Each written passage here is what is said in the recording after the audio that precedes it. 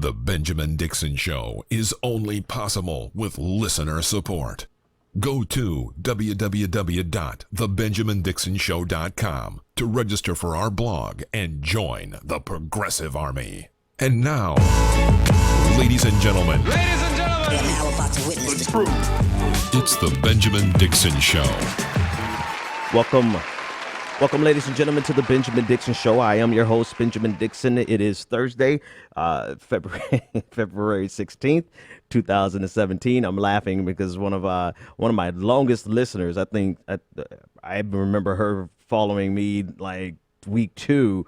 She reminded me that I'm pretty consistent with no matter what month it is. It doesn't matter what month it is. It could be October. I'm going to say September at least twice that month. It could be January. I'm going to say September. So I don't know what it is about September. Maybe it's Earth, Wind, and Fire. I'm a huge Earth, Wind, and Fire fan. So every time I get ready to say a date, I can't help but say, do you remember the 21st night of September?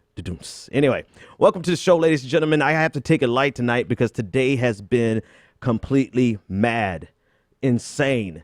I hate to use ableist terminology, but I haven't developed my vocabulary enough to be able to avoid that, especially when we're talking about the unhinged mind of Donald Trump. I think there's a case to be made today about the 25th Amendment. I think that's what it is, where he can't do the job. And he demonstrated that. I think he thought, let me start this. I think Donald Trump thought that he was going to show the press something today, like he was going to put them in their place. And I'm really curious about who on the team thought it was a good idea to just send him out there to talk as though that was going to end well. It did not end well. And, me doing this, what I do, I had to consume it. And it really is enough to make you wonder who's really the unstable one. Maybe we're unhinged because it seems so absurd that there could be anyone in America who could look at Donald Trump even prior to today, but especially after today's press conference, who can look at him and say, yep, that's my president. I'm so proud of that dude. The fact that there are people who exist that actually think that makes me question the very foundation, the fundamentals of reality. Like, maybe it's me. Maybe I know it's not, but just to realize that there are people who are so confident about this madman, about this man who is unhinged is not even enough. Instead of describing it, I'm going to play some clips. How about that? Let's do that. I have some interviews coming up later on the show. We'll talk about that. But I want you to experience, if you haven't already, the sheer madness of Donald Trump. And I don't even know where to start. But before I start, I do want to give credit to Allegra Kirkland from Talking Points Memo. Allegra, you are the MVP. You're the real MVP. You guys go to Talking Points Memo and read her article about all of the craziness of today's press conference. She's a real MVP because she cut up the clips and I didn't have to. So I got to give credit where credit is due. But this is what we deal with. And I honestly don't know where to start because there's just so much. There's so much. It's so bad that Fox News can't even handle it anymore. But instead of me describing it, let's start with Russia and Russia not being fake news. Here we go. For myself, I own nothing in Russia. I have no loans in Russia. I don't have any deals in Russia. President Putin called me up very nicely to congratulate me on the win of the election. He then called me up extremely nicely to congratulate me on the inauguration, which was terrific. But so did many other leaders, almost all other leaders from almost all other countries. So that's the extent. Russia is fake news. This is fake news put out by the media. The real news. All right, so that's the setup. Russia is fake news. So keep that in mind.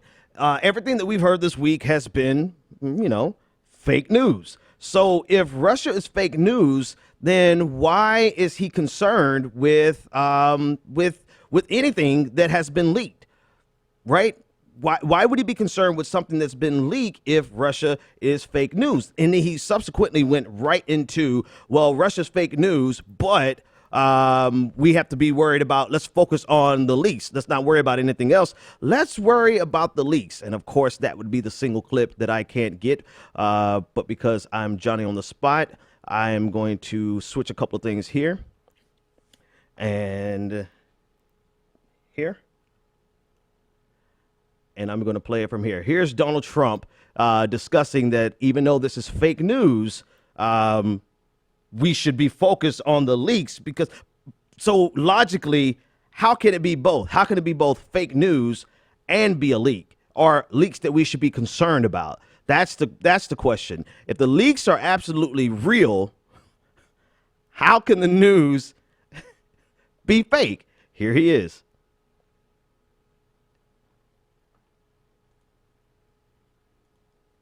It seems that there's a disconnect there. If the information coming from those leaks is real, then how can the stories be fake? The reporting is fake. And if I may ask, I just want to ask. Jim, you know what it is? Here's the thing. The public isn't, they read newspapers, they see television, they watch. They don't know if it's true or false because they're not involved. I'm involved. I've been involved with this stuff all my life, but I'm involved. So I know when you're telling the truth or when you're not. I just see many, many untruthful things. And I'll tell you what else I see. I see tone, the word tone. The tone is such hatred. I'm really not a bad person, by the way. No, but the tone is such, I do get good ratings, you have to admit that. The tone is such hatred. I watched this morning a couple of the network, and I have to say, Fox and Friends in the morning, they're very honorable people. They're very, not because they're good, because they hit me also when I do something wrong, but they have the most honest morning show. That's all I can say. It's the most honest. But the tone, Jim, if you look, the hatred, sometimes. All right, so there you go. That's the other half. So it's fake news, but the leaks, and he didn't even answer the question. So this is the question the journalist asked him. If it's fake news, how can the leaks be real? How can they be both and? Now, he did a masterful job. Like, part of me wonders if he's smart, and part of me wonders if he's completely insane. And it's probably both, right? So he's not going to answer the question because he can't answer the question, Mr. Trump or Mr. President, or whatever you want to call him. If the news is fake and the leaks are real, how can those two things be true? Well, he won't answer the question. Instead, he wants to talk about how he gets good ratings. He wants to talk about how he is, how his favorite show is Fox and Friends, and worried about the tone of everyone else. It gets better. That's just the beginning. So on this next clip, he's asked about the rise of anti-Semitism in the United States, and this is how it went. He's going to ask a very simple, easy question. And it's not. It's not a simple question. It's not a fair question. Okay, sit down. I understand the rest of your question. So here's the story, folks. Number one, I am the least anti-Semitic person that you've ever seen in your entire life. Number two, racism. The least racist person. In fact, we did very well relative to other people running as a Republican. Quiet, quiet, quiet. See, he lied about he was going to get up and ask a very straight, simple question. So, it's welcome to the world of the media. But let me just tell you something, that I hate the charge. I find it repulsive. I hate even the question because people that know me, and you heard the Prime Minister, you heard Netanyahu yesterday. Did you hear him, Bibi? He said, I've known Donald Trump for a long time. And then he said, forget it. So you should take that instead of having to get up and ask a very insulting question like that. Go ahead. That wasn't the question, Donald Trump. Anyway, okay, so here's a little bit more of this press conference, and more importantly, I know people's gut reaction is always this. This is always, not everyone, but there's a group, he's like, oh, this is a distraction. This is a distraction. He's trying to, we can multitask, right?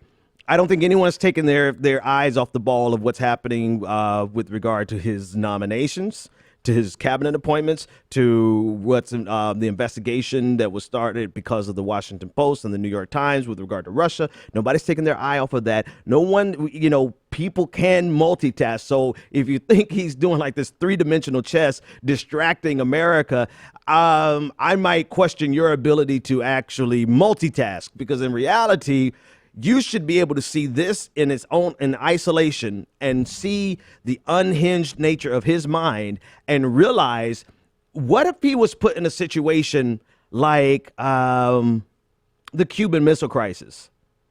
Is this the quality of mind that you want?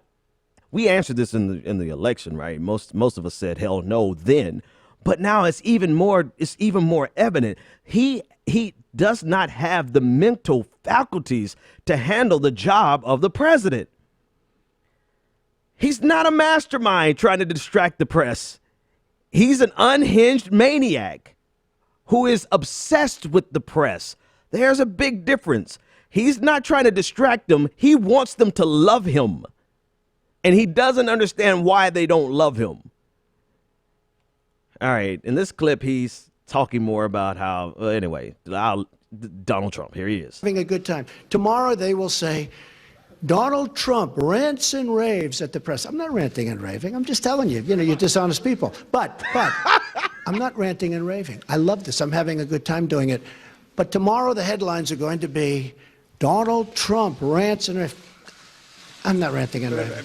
Go ahead. Yeah.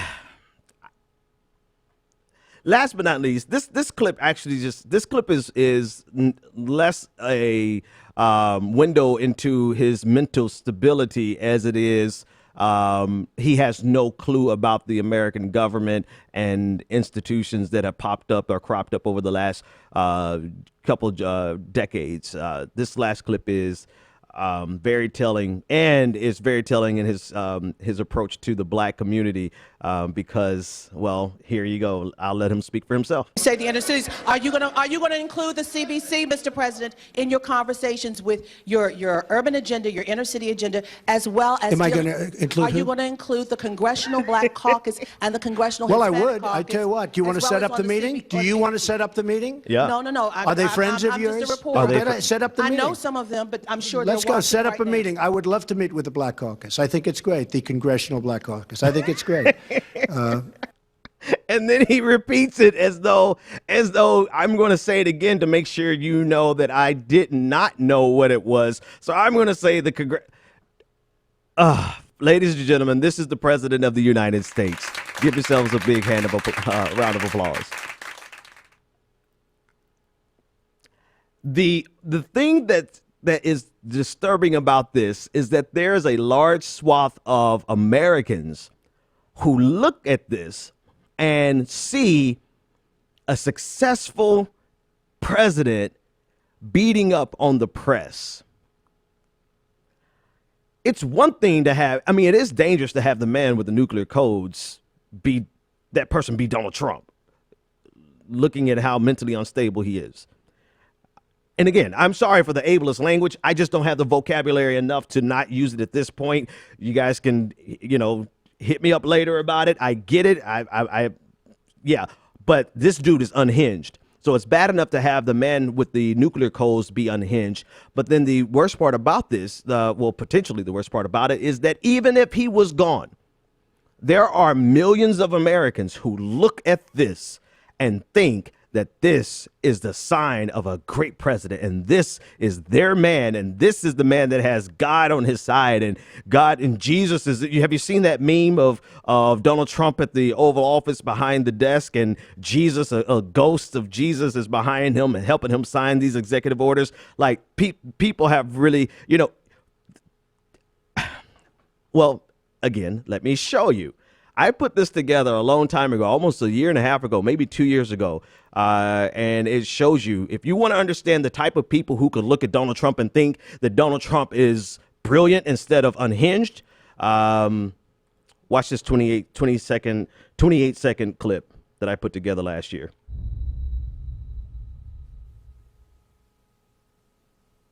My comes on the TV and he lies to me, I know for a fact are liars. Liars. I believe Donald.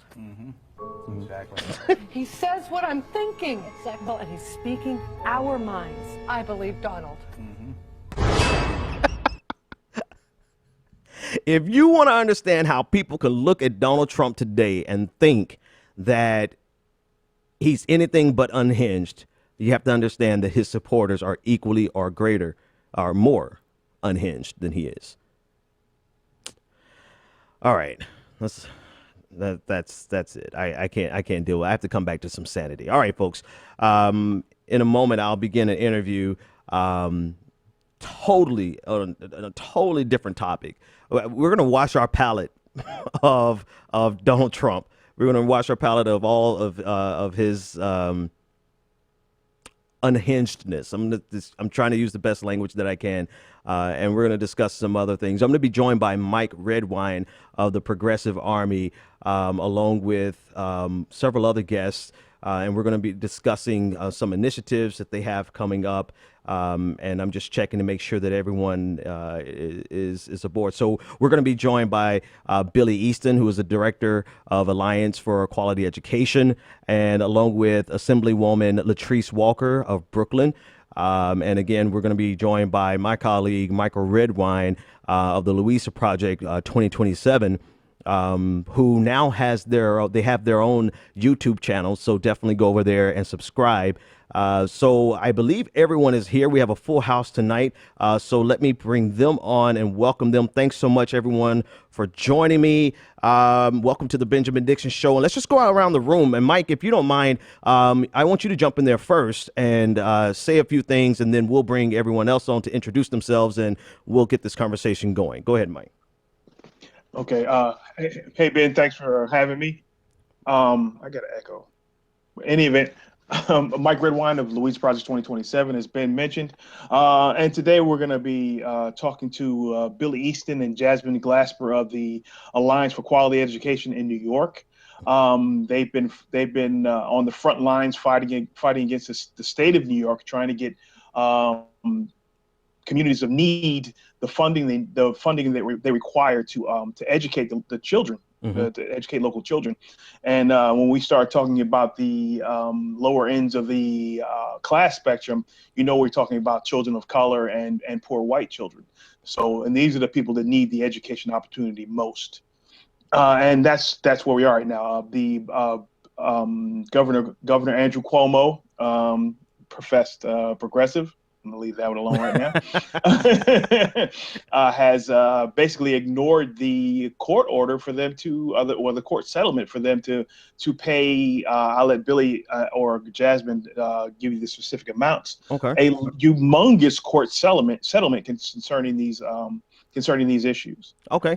All right, Mike. So this is Michael. Billy, I want to thank you for joining me. Mr. Easton, go ahead and tell us a little bit about yourself, and then I want to toss it over to Assemblywoman Latrice Walker.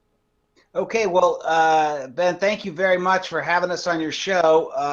I'm Billy Easton. I'm the executive director of the Alliance for Quality Education in New York State. I've been the executive director here for about 12 years, and what we do is we organize parents and community members to raise their voice, to make sure they can make a difference in what is happening in their schools, and to hold the state, New York State, accountable for delivering those schools. I do want to say that something has come up for the Assemblywoman, but our legislative director, Jasmine Gripper, has joined us as well. Okay. So Jasmine is on as well with me, and I really appreciate Ben being on your show. I'm a fan. I love the way you're equal opportunity in terms of putting the demands to Republicans, but also demanding that the Democrats actually have to stand up and deliver for our communities. Absolutely. I appreciate that. So this won't be too bad. This your Latrice also. So Latrice, thank you for joining us. And if you don't mind, just let the audience know a little bit about yourself, and then we're going to kick this conversation off. Okay, so this is Jasmine Gripper, the legislative director for the Alliance. I just messed up really bad. Education. I'm sorry, Jasmine. It's okay. I'm sorry to disappoint. Latrice is unable to join right now, but I've been working with AQE for the last 4 years. A proud product of New York City's public schools, from K to CUNY.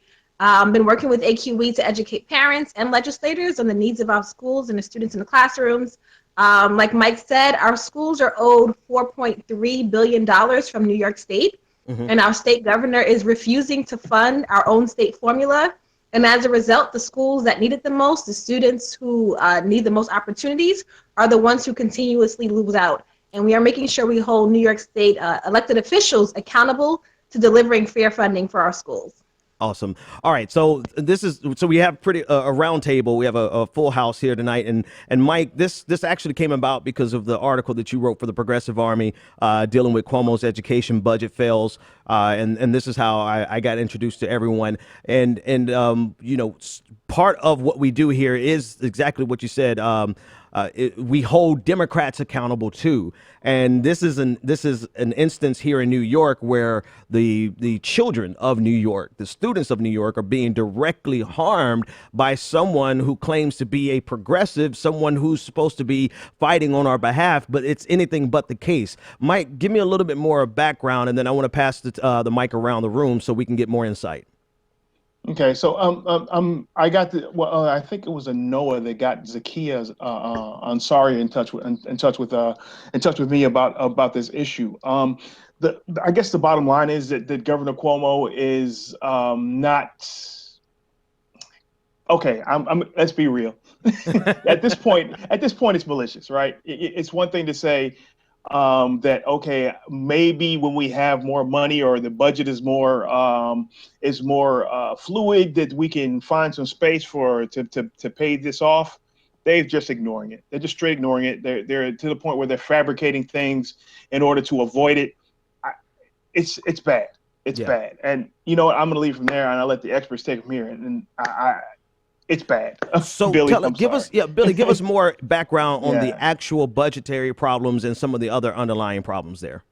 Sure. So the background here is that in 1993, parents from New York City, led by an African-American man from Washington Heights, a good friend, Robert Jackson, sued the state because New York State, like most states, the constitution of the state guarantees students a right to an education. In New York State, it's called a sound basic education, sound basic education to prepare them for adulthood and to be successful members of our society. So as a result of this lawsuit, it took actually 13 years to go through the courts, and the parents won at every level of the courts. The highest court in the state ordered the state to resolve the problem.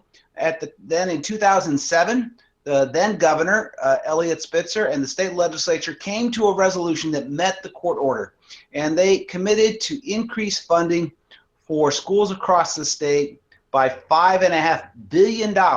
That's billion with a B. And they're going to take 4 years to phase in that money. And it was overwhelmingly targeted to the high-need schools, schools with a lot of students in poverty, a lot of English language learners, a lot of Black and brown students, and to really meet their needs and to raise the quality of educational opportunity in those schools. For 2 years, the funding was delivered, and then the economy tanked and they put it on hold.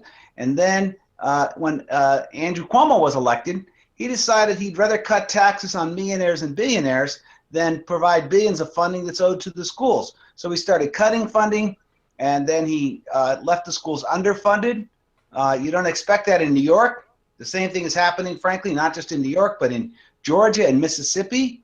But people might say, oh, I'm not that surprised. Georgia and Mississippi are underfunding their school formula. Right. But New York State likes to pride itself as a progressive beacon for the whole country. Right. So they've left our schools underfunded. And now Governor Cuomo not only wants to underfund the schools, he actually wants to repeal the commitment, the $4.3 billion that are owed to public schools across the state. He wants to repeal that from law entirely.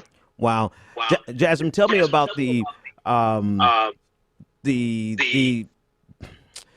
people on the ground, the feedback from the parents, the community. What is the community action around this? And are you getting the type of response from the community that you expect and need to actually push back against Cuomo?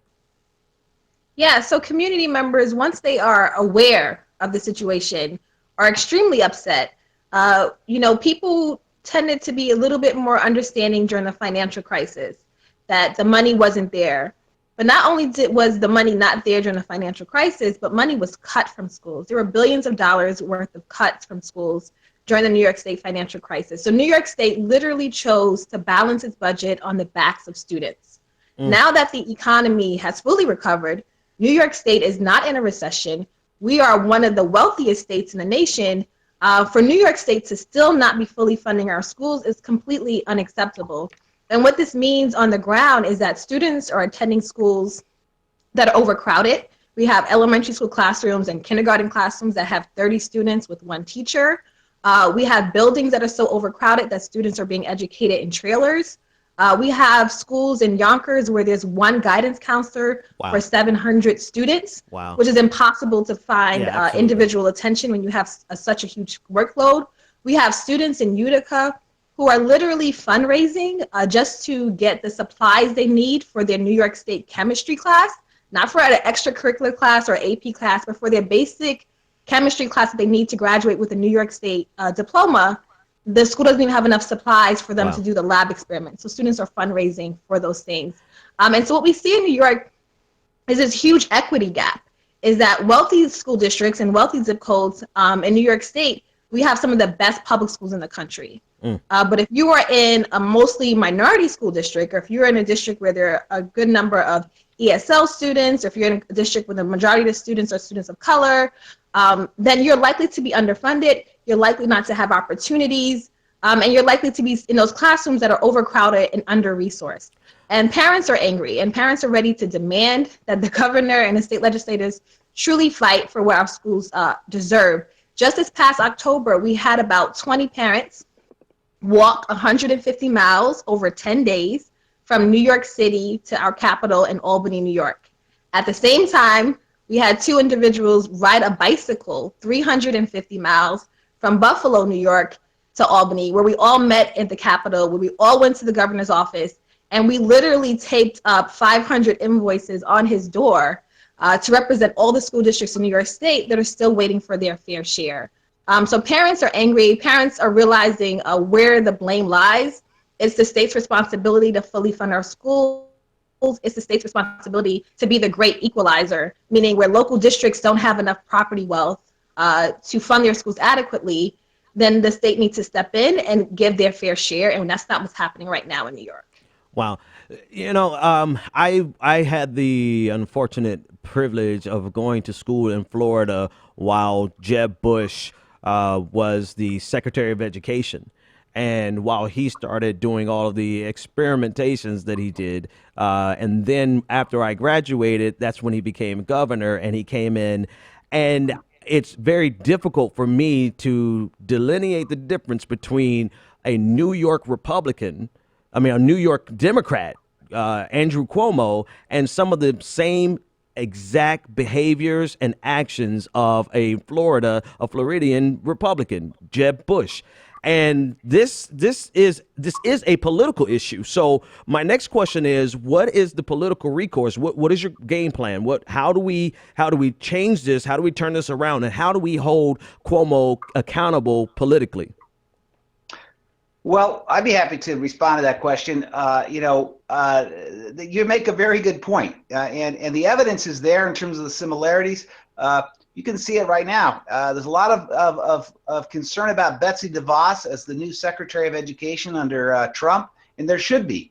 But Betsy DeVos recently praised Andrew Cuomo for his education policies because, in fact, they come right out of that Jeb Bush, Betsy DeVos playbook. Jeb Bush, Betsy DeVos, Donald Trump playbook. Cuomo has actively and aggressively supported school vouchers. Take money from public schools in order to fund private schools. That's something that's also been, a big part of what we expect from Betsy DeVos. He has supported expansion of privately run charter schools, many of which are particularly the ones here in New York are corporate chains, not your mom and pop nonprofits, but the big corporate chains. He has, and then he has done something. He sounds just like Donald Trump. When Donald Trump says, "Oh well, we spend too much and we don't get the results we should," those are the exact same lines that Andrew Cuomo has used. So politically, a few things. One is it's important for people around the country to hear the truth about Andrew Cuomo, because a lot of people think he's planning to run for president in 4 years. But right here in New York State, we have been doing a lot to let people know. And in fact, on March 4th, all across the state, we are holding marches for the People's March for for Education Justice. The People's March for Education Justice. There's at least 6 of them planned across the state, and including in New York City, we're going to march from Trump Tower to Governor Cuomo's office. Okay. And this is to make sure that people know that Andrew Cuomo's policies are, just as you said, you could call it Trump light if you want, or you could call it Trump heavy. It's pretty much the same exact policies. Right. So we want to make people know we have strong support in the state assembly for our position. So we're expecting our assembly members to stand up to the governor and demand that this budget has what's necessary. Awesome. And the date again on that march? The date is March the 4th. And you can get the information on our website, which is AQENY.org.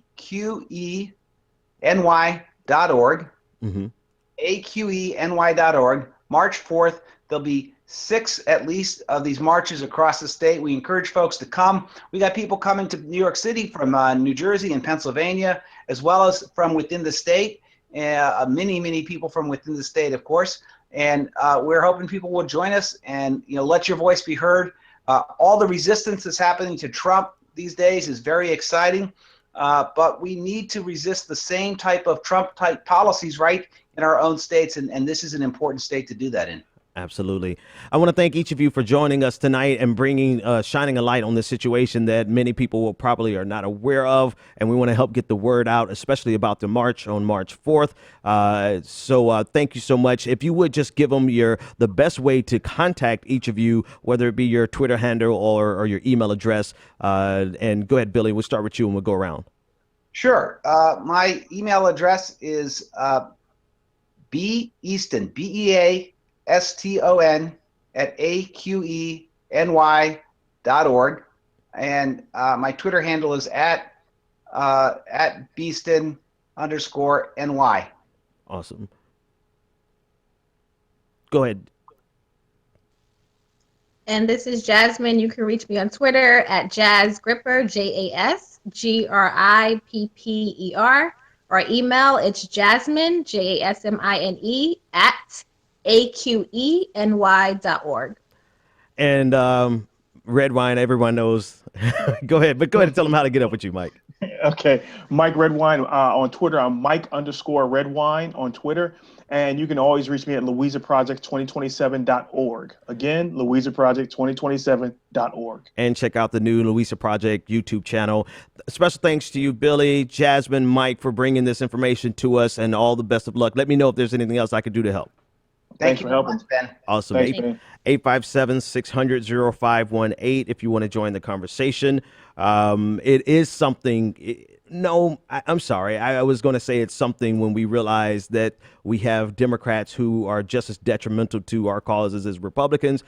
I can't act surprised anymore because it's happening more often than not, which is why I always say in the midst of holding Trump accountable, we can't take our eye off the ball that there's still some Democrats, plenty of them, that we have to hold accountable along the way. And this is a perfect example. There's plenty of issues with Andrew Cuomo.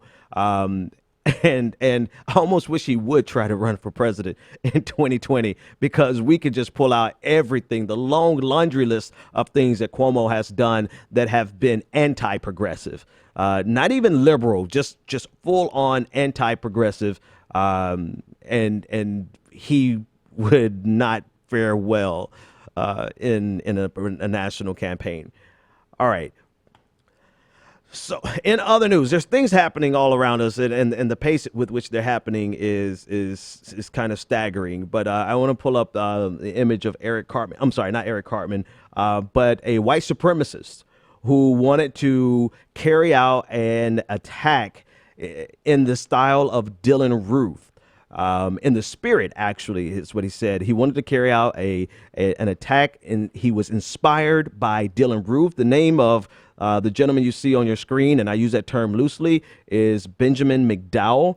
And this is taking place in Myrtle Beach, South Carolina. He was arrested on yesterday, and he said he wanted to use a gun to kill people in the style of Dylann Roof. He is a self-professed white supremacist. McDowell, according to CBS News, McDowell reportedly wrote that fellow white supremacists weren't active enough, and quote, all they want to do is stay loaded on drugs the Jews put here to destroy the white man. And of course, this is going to fall outside of the purview of the new focus that America has only on Islamic domestic terrorism, because Donald Trump made sure that we're not looking at anything else but Islamic domestic terrorism, when in reality, America is a hotbed of white nationalist terrorism. And I am loath to use the word white supremacist because, as my friend Katie Halper said on Twitter, or actually Lindsay McKay said on Twitter, that how can you really consider yourself supremacist when you are a caricature of Eric Cartman off of South Park? But that's besides the point. The point is that if we take our eyes off of white nationalist terrorism, we've taken our eyes off the biggest threat that actually exists inside of America. And we've said it so many times, we've repeated it so many times, and we've seen it come true so many times, to the point where what's the point of even talking about it, except the fact that it's our job to keep reminding America that you have more reason to be afraid of Mike than you do any Arabic sounding name that I just not even going to try to pull up at this point. You have more reasons to be afraid of a white male, a young white male inside of the United States than you do anyone else, because of the type of terrorism that has been waged on America by white men. Not just white supremacy, like not every case has been white nationalist terrorism, but in terms of just lone shooters and mass shootings, I mean, if you look at the profile, why on earth would any rational person, and this is my mistake because I oftentimes expect us to be dealing with people who are rational, my fault for being so naive, but why would any rational person take our eye off of the real threat that is here in the United States? And not only do we take our eye off of it, but we're making it even more likely for them to get guns, no matter their mental state. We discussed yesterday that now the Congress is suspending a rule that prohibited people who were so mentally ill that they were not capable of taking care of themselves. They repealed a rule that did not allow them to get access to guns. So now, not only are we dealing with hate-filled, racist, anti-Semitic, white nationalist Nazis that are committing violence in the United States, now we're adding on top of that the ability for people who are genuinely unhinged to get access to weapons and commit their atrocities. But we're going to focus on, domestically, we're going to focus on Islamic terrorism.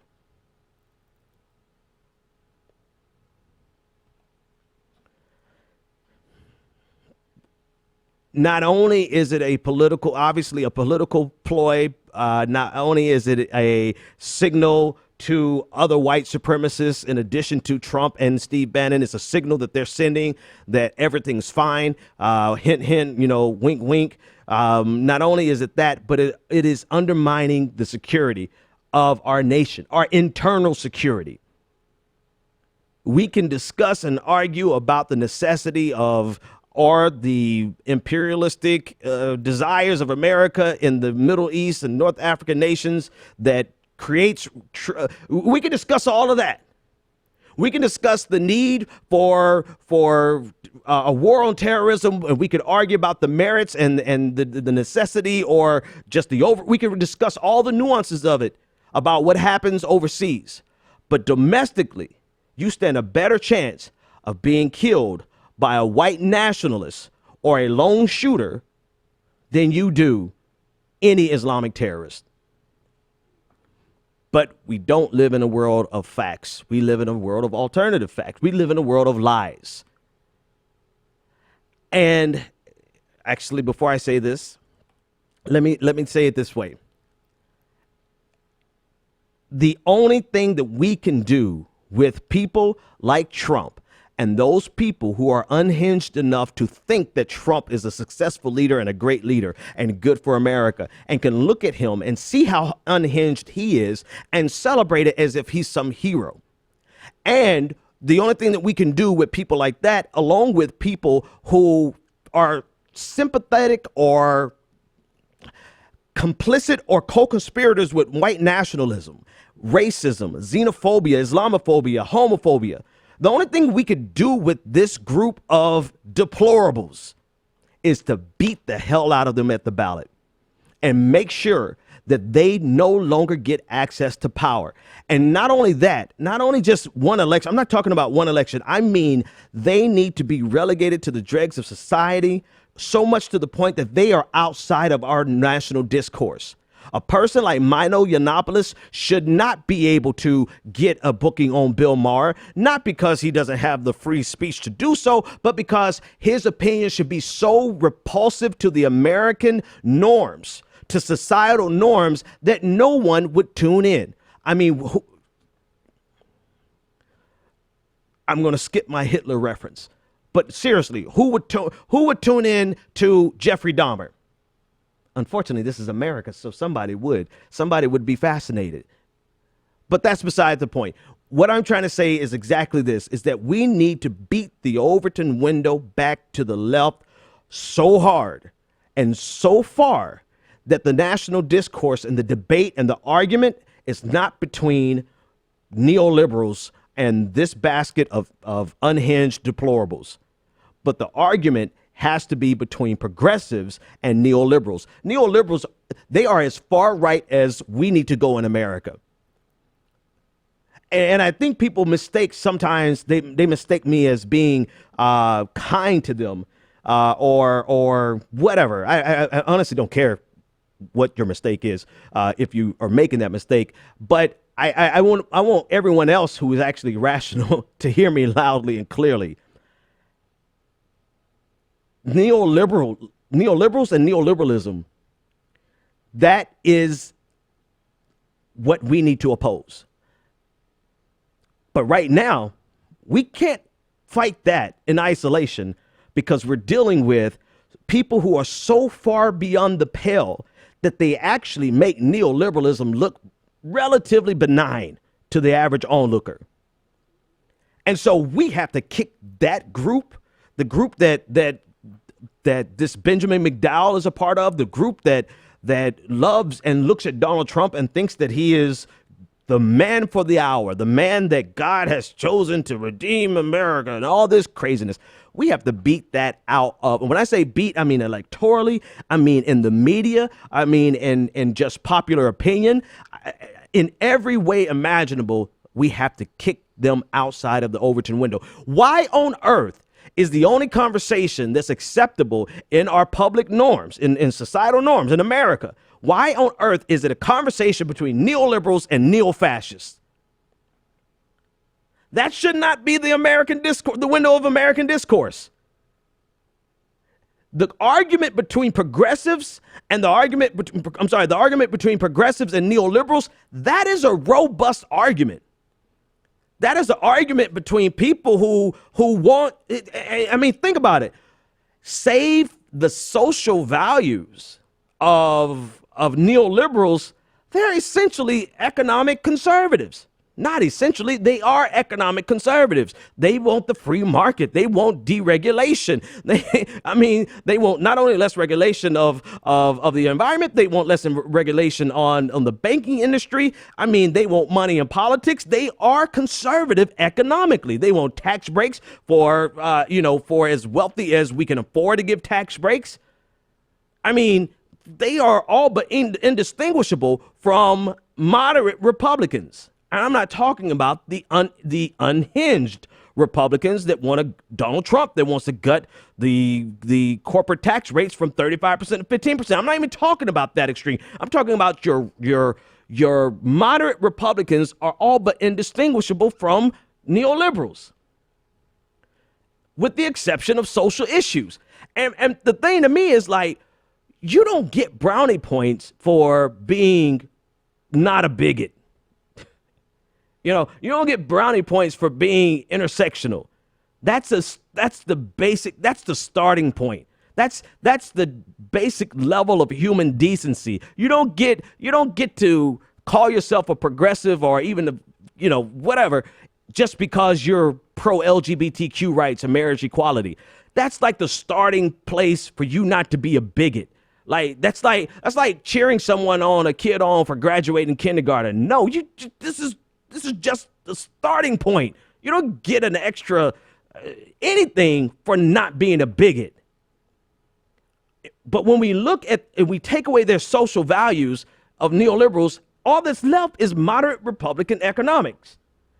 And I say that with so much emphasis because that simply is not, can no longer be represented as the starting position from the left.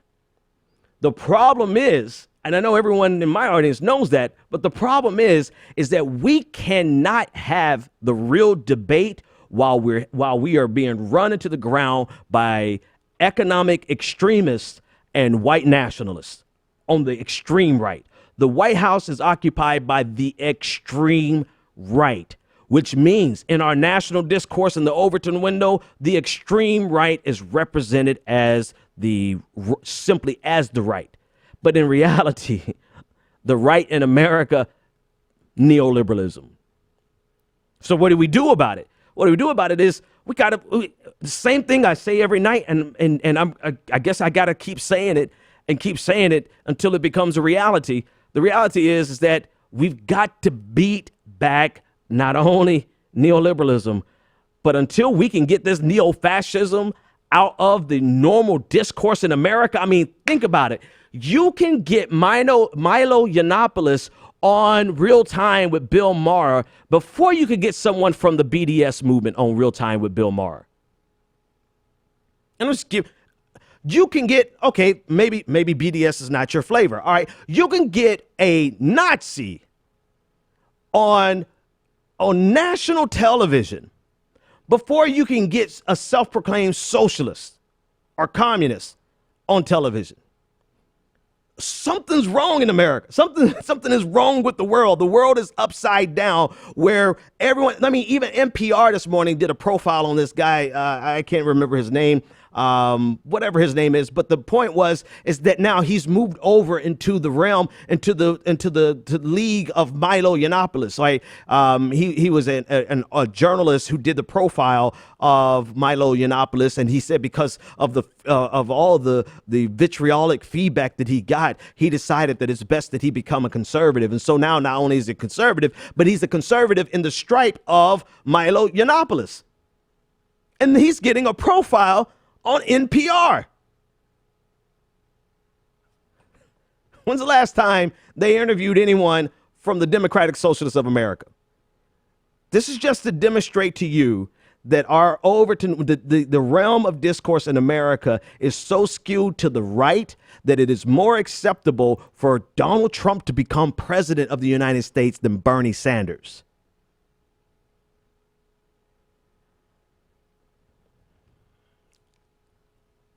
And we're not really going to be able to have think about the debates that we have going on all day, every day. Think about the economic conversations, the economic debates that we have between progressives and neoliberals. Like, that is an actual debate that's worthwhile having, right? That's a fight to say, you know, here are your ideas, here are our ideas, let's have it out.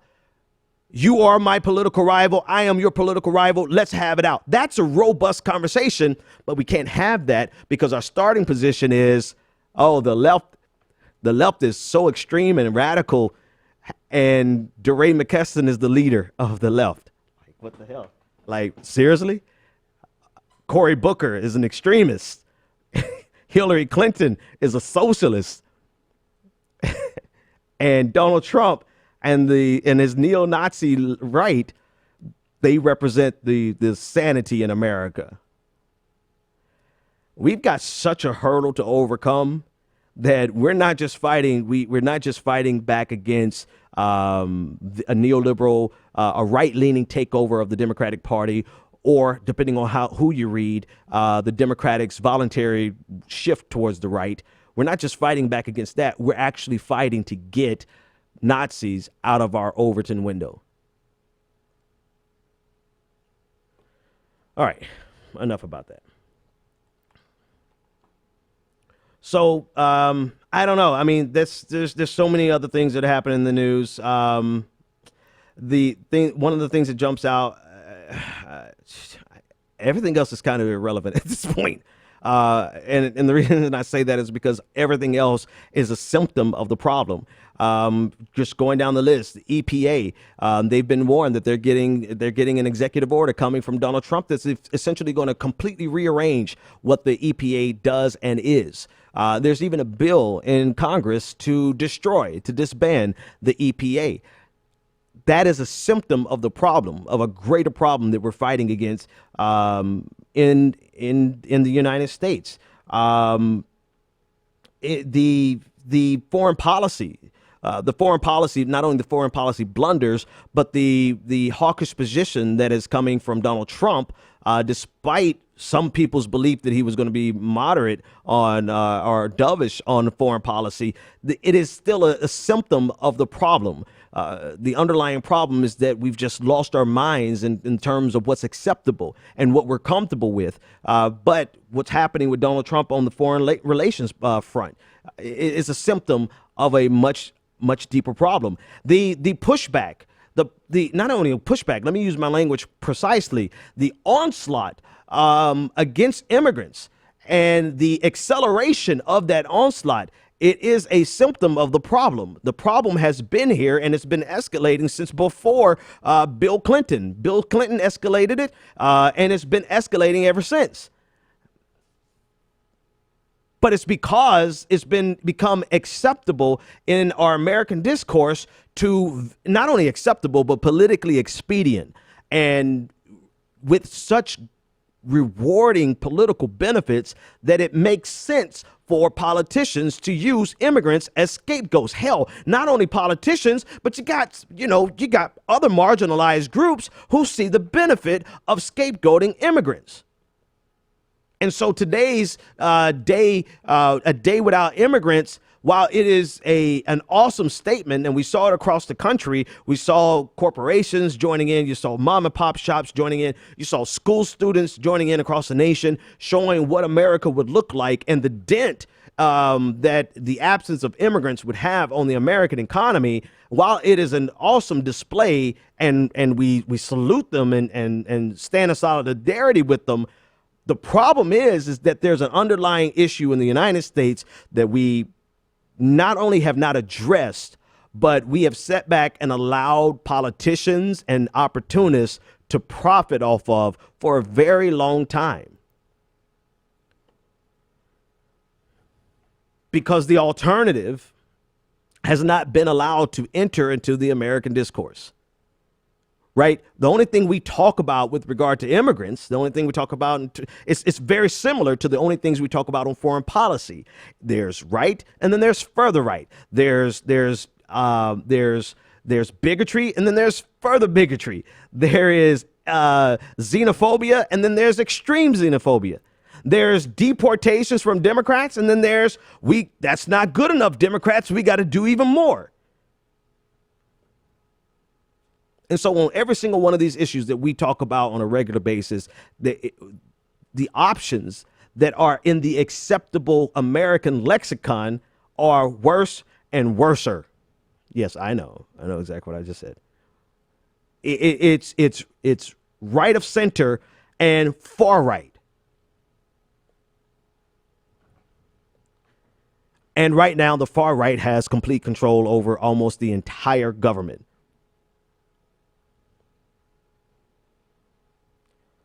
All right, the last thing I want to do, and I apologize to the callers. We've had quite a few callers who called in. My apologies for not getting to you. But the last thing I want to do is show you a couple of clips, or one clip, maybe two. I want to show you a clip or two from Shepard Smith on Fox News. I thought this was rather refreshing. Every now and then, Shepard Smith, he's a host on Fox News, every now and then, I would say like once a year, Shepard Smith will say something that is surprisingly true in the sea of propaganda that you get from Fox News. And Donald Trump has gone so far beyond the pale of even what's acceptable in the United States, right?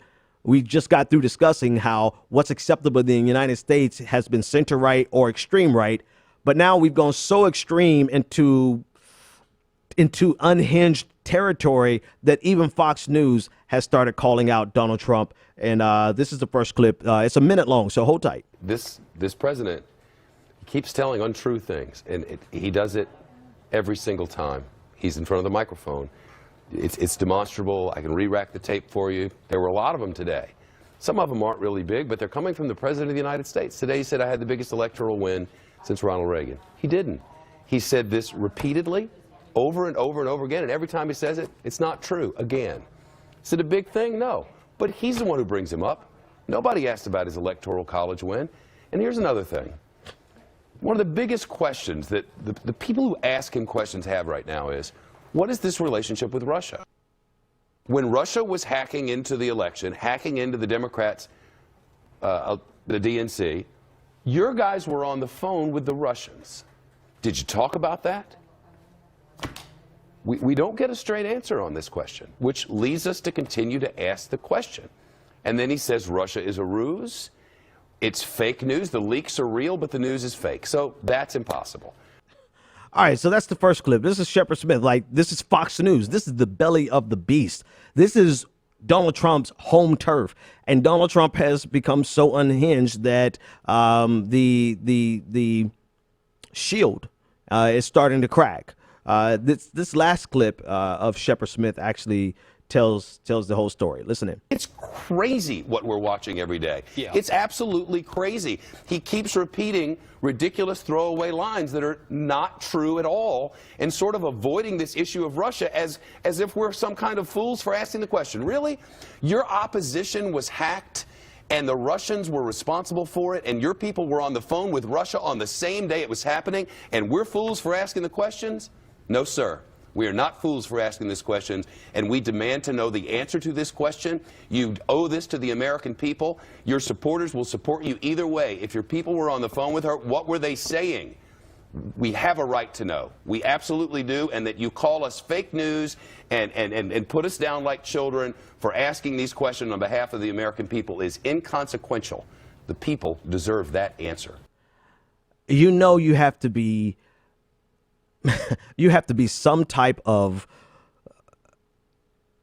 pariah for Fox News to call you out. You have to be some type of unhinged for Fox News to call you out. And don't get me wrong, in about 12, however many hours from now, Fox and Friends in the morning, they're going to double back and try to undo everything that Shepard Smith did. But to see the willingness, or not even the willingness, but to see how far and how quickly we've come to this point where all we could do is, and all people feel like they can do is just throw up their hands in exacerbation and say, like, where and how and why can no one see how unhinged. I'm trying my best to use the best language I can. But how can you not see how crazy Donald Trump is? And the reason they can't see it is because they are equally as unhinged as he is. And these are the people that I'm talking about that we don't even have time to have conversations with. The only thing, we don't have time to debate them. We don't have time to give them a platform. We don't have time to try to reason with them and try to compare, logical arguments with them. We don't have time because they're unreasonable, they're irrational, and they don't have any concern or any grip on reality. But they have political power. And so it is up to us to do everything in our power to neutralize their political power, to get them out of the national conversation, because there's no conversation to be had with these people. There's nothing that we can say to Donald Trump that's going to help him realize that he's made a mistake, or that he's being unreasonable, or that he's being irrational, or that he's being dictatorial. You cannot negotiate with intellectual terrorists or unintellectual terrorists. We can't negotiate with them. We can't negotiate with them. We can't talk them down. We can't convince them otherwise. And it's time for us to stop expending energy trying to save the unsalvageable. The only thing that we could do is organize, knock on doors, go to your barbershop, go to your churches, go to your beauty salon, go to your lodges, go to your friends. And I'm talking about going to those people who did not think that voting was meaningful. Don't waste time on people who believe in Donald Trump. Leave them be. Go talk to people who have a grip on reality, and a strong enough grip on reality to realize that this shit is insane. Go to them, those who don't believe in the Democratic Party or the Republican Party, and convince them of your politics. Convince them to get involved. Convince them to join an organization. Convince them. I don't care what party. Get them to sign up with the Green Party. Get them to sign up with Democratic Socialists of America. Get them to sign up. Get them politically active, because if there's ever a reason to get active right now, it is if not now, when? If not us, who?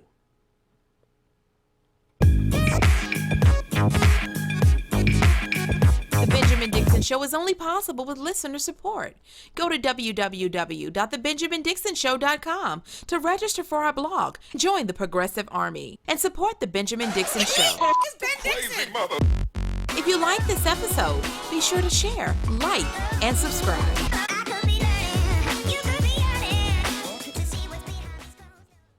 Consider becoming a Patreon. Go to www.patreon.com/The BPD Show and support The Benjamin Dixon Show.